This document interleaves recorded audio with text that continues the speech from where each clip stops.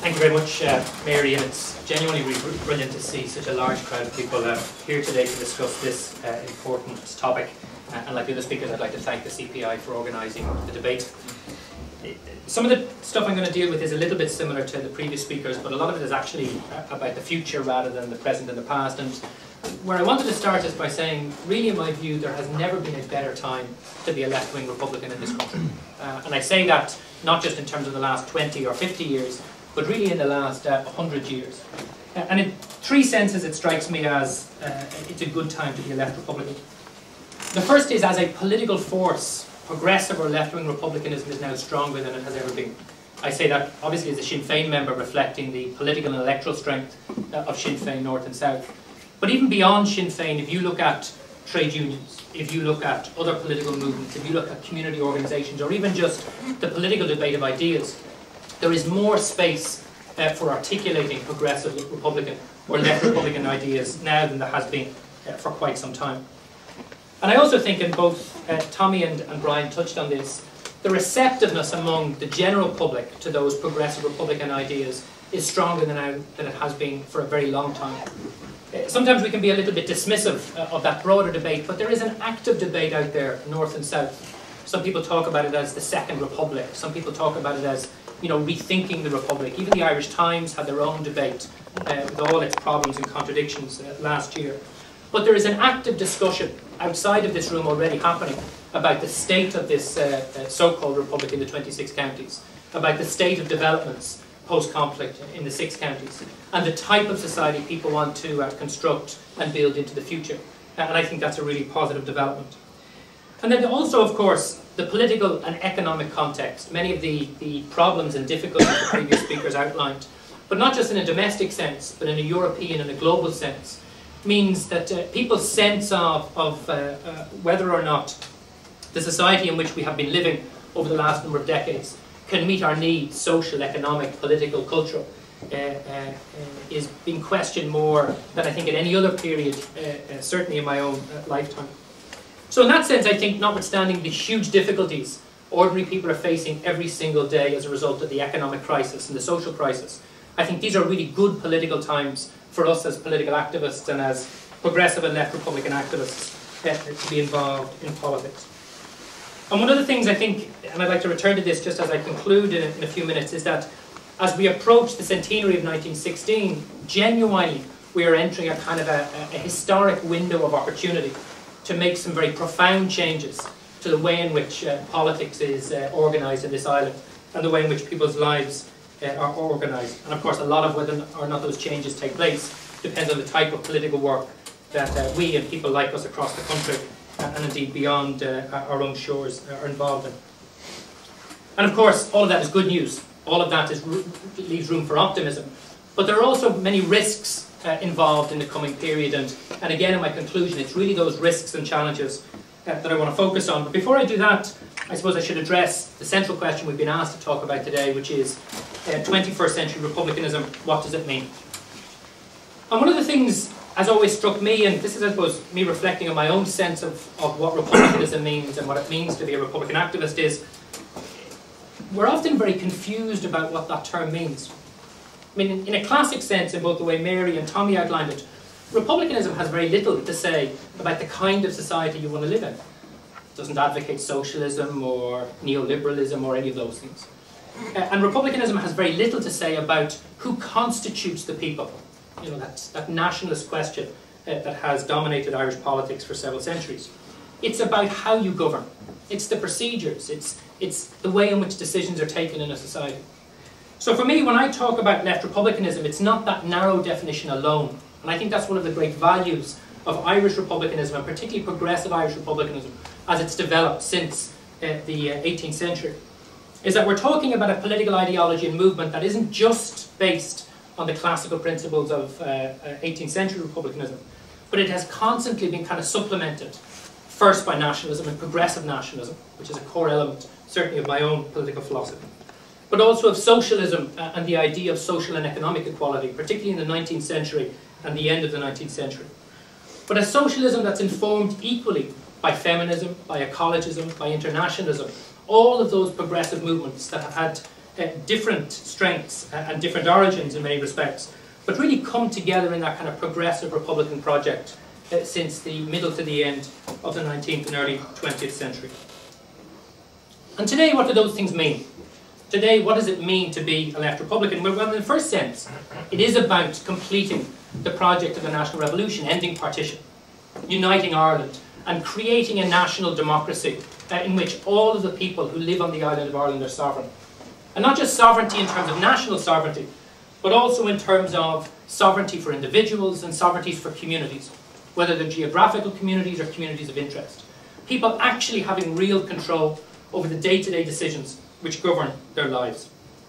It's also about, and all the speakers have commented on this, dismantling the architecture, social and economic architecture in the state, which forces people to lead unequal lives. And I think there's a really interesting debate happening now about what do we mean by equality, what kind of equality are we talking about?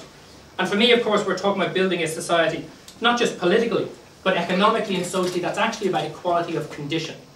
Not just opportunity, not just outcome, although outcome is crucial, but equality of condition. And we refer always, of course, as Republicans to the 1916 proclamation and the democratic programme of the First Dáil, but that idea, and it's a very simple, basic idea, but one that has very profound implications, that all of the wealth of this nation belongs to all of the people who inhabit this nation, and therefore should be used for the betterment of all of the people. And I think it's that challenge of how we actually advance that idea, because the aspiration, the principle is very simple, but how we actually build those new architectures, social and economic, to create real equality of condition is one of the great challenges. And then, of course, alongside those two big objectives for progressive Republicans, there's also that business of reclaiming our sovereignty, sovereignty ceded to the European Union over many years, and also reclaiming the sovereignty that was lost and that is still retained in Westminster. And there's also the project of national reconciliation, a project and a debate that we've been very central to in Sinn Féin along with others recently. National reconciliation, not just between Unionists and Nationalists in the North, but any of you, and there are many people in this room who've spent quite considerable parts of our lives in the North and South, national reconciliation between Irish people, people who already consider themselves nationalists, North and South, about how we build a future for this island together. So for me, they're the kind of objectives, they're the kind of aspirational goals or foundations upon which my left republicanism is built. But of course, the reality is always much more complicated than outlining those purely aspirational principles. And what I want to do in just a couple of minutes I have left is really just throw out, for me, what are some of the opportunities that we have in the period ahead, and then finish on what some of the big risks and challenges are. And of course, the opportunities, and both Tommy and Brian mentioned these, is the first is that the old hegemonies, North and South, the Orange State and the Fianna Fáil dominated Catholic conservative nationalist state in the South, are increasingly fragile. I think much more so in the North, because the Orange State, as it existed for 50 years, certainly can't be described as being the same as it was.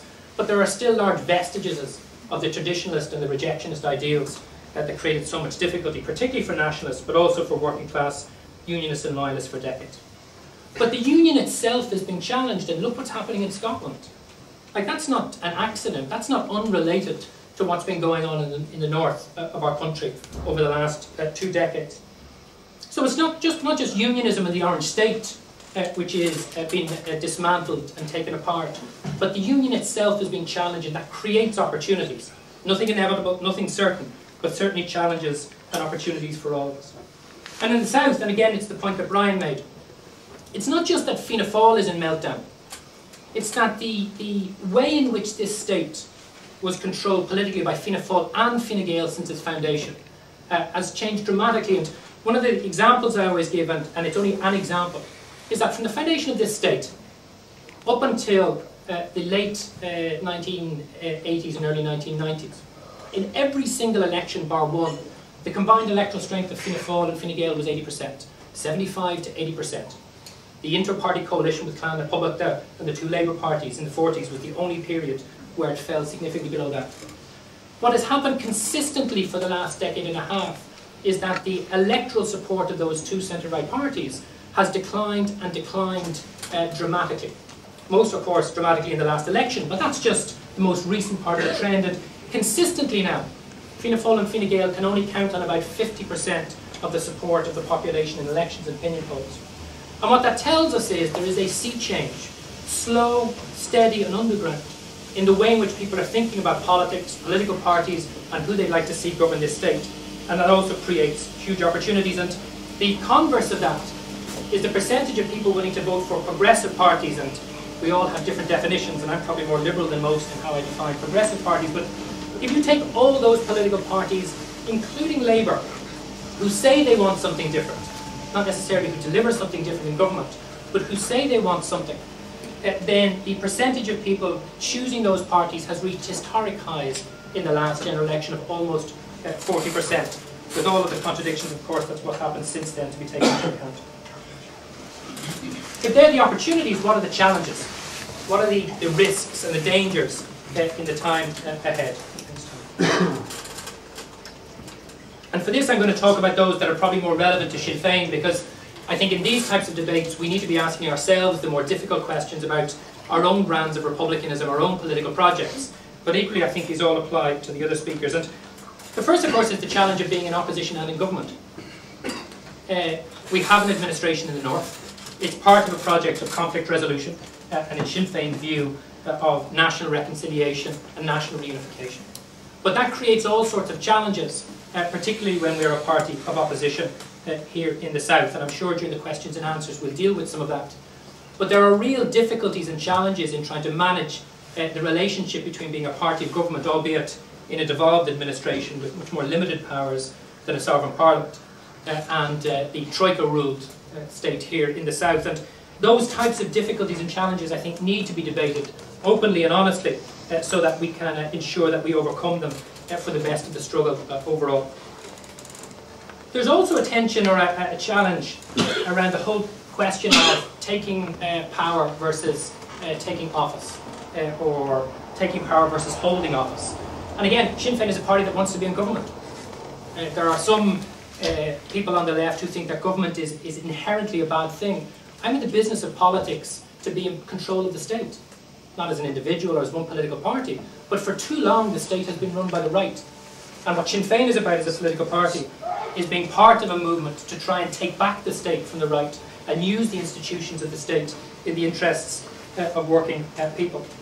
But there's a very big difference between holding office, being a minister, being part of a government or administration, and wielding real power, and how you think through those contradictions and tensions is a hugely important issue.